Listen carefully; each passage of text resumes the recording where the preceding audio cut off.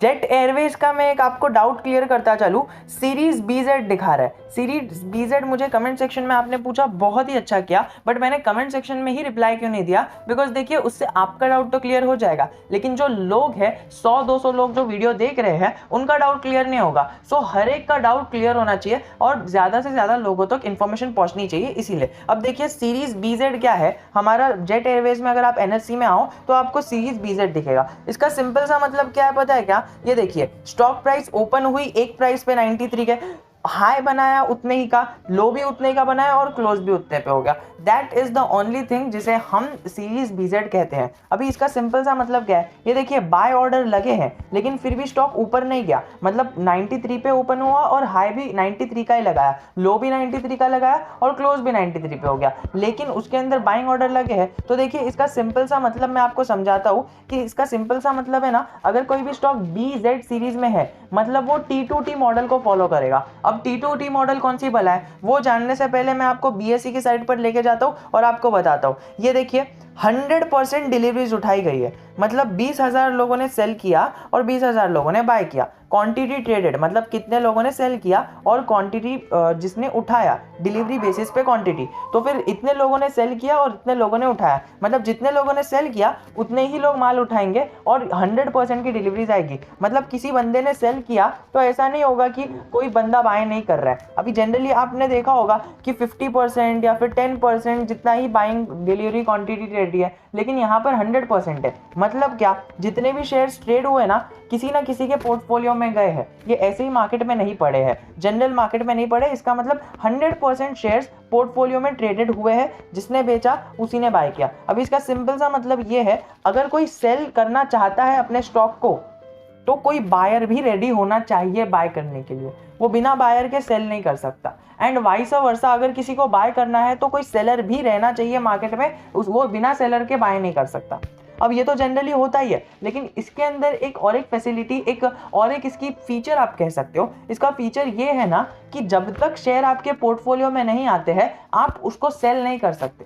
मतलब for example मैंने bye किया, आज के दिन बाय किया, मतलब आज फॉर एग्जाम्पल वेनसडे है, फिर उसके बाद थर्सडे का एक दिन गया और फ्राइडे को मेरे अकाउंट में शेयर्स आए, तब ही जाके मैं शेयर को सेल कर सकता हूँ। मैं फ्राइडे को के पहले सेल नहीं कर सकता। मतलब मैंने वेडनेसडे को लिया और वेडनेसडे को सेल नहीं कर सकता, थर्सडे को मतलब वेडनेसडे को लिया, थर्सडे को सेल नहीं कर सकता। मैं फ्राइडे को ही सेल कर सकता हूँ, फ्राइडे के बाद कर सकता हूँ, बिकॉज फ्राइडे के दिन मेरे पोर्टफोलियो में शेयर्स आएंगे।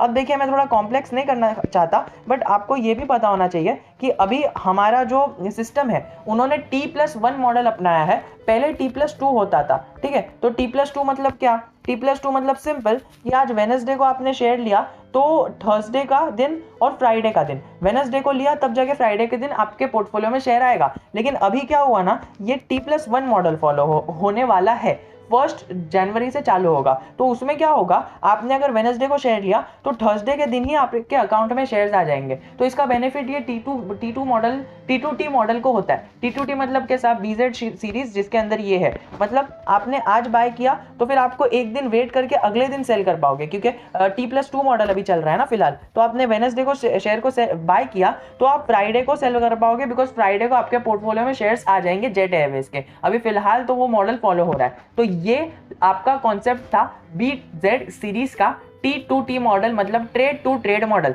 जब तक आपके पोर्टफोलियो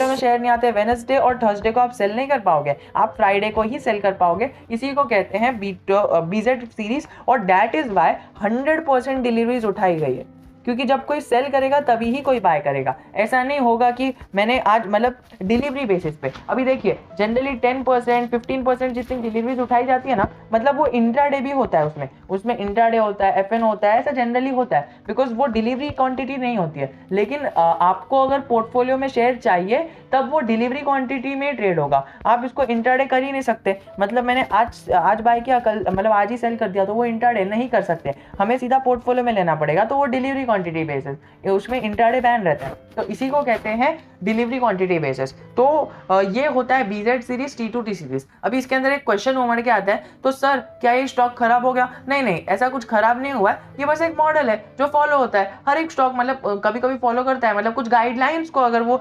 कंपैटिबल नहीं करता है सेबी के गाइडलाइंस को, सो वो हमारे BZ सीरीज में चला दिया जाता है, फिर बाद में निकल भी जाता है। ऐसा कुछ नहीं है वो हमेशा से रहेगा, नहीं, उधर से निकल भी जाएगा। तो ये सारी चीज़ें मार्केट में आपको पता होनी चाहिए, हर एक चीज़ों को बारे में आपको जानने की इच्छा होनी चाहिए। और जिस तरह से आपने मुझे पूछा मुझे बहुत अच्छा लगा, बिकॉज आपको ये सारी चीज़ें बताने में मुझे अच्छा लगता है। एंड सॉरी मैंने आपका जवाब कमेंट में नहीं दिया, बिकॉज अभी जितने भी लोग देख रहे हैं ना, आप जाके व्यूज़ देख लो, उनको ये चीज़ में फ़ायदा हुआ रहेगा। और नेक्स्ट टाइम जब BZ सीरीज़ का नाम आएगा तभी हम घबराएंगे नहीं, हमें पता रहेगा ये T2T मॉडल है, मतलब ये पोर्टफोलियो में ही शेयर्स आएंगे तब जाके हम ट्रेड कर सकते हैं, उससे पहले हम ट्रेड नहीं कर सकते हैं। और अगर आपको नहीं समझा या फिर आपको समझ भी गया है तो भी आप गूगल पे जाना, गूगल पे जाके T2T मॉडल या फिर BZ सीरीज सर्च करना, आपको एकदम डिटेल्ड में ब्रीफ में एक्सप्लेनेशन मिल जाएगा, और वो भी एकदम सिंपल लैंग्वेज में। सो आई होप कि मैंने अपनी बातें आप तक पहुंचा दी है।